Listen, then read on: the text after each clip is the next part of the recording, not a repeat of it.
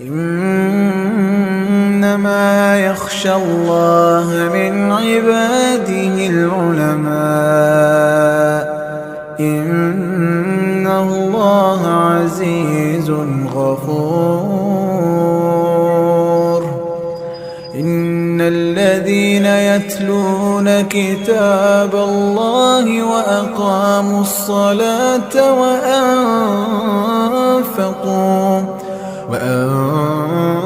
وأنفقوا مما رزقناهم سرا وعلانية يرجون تجارة لن تبور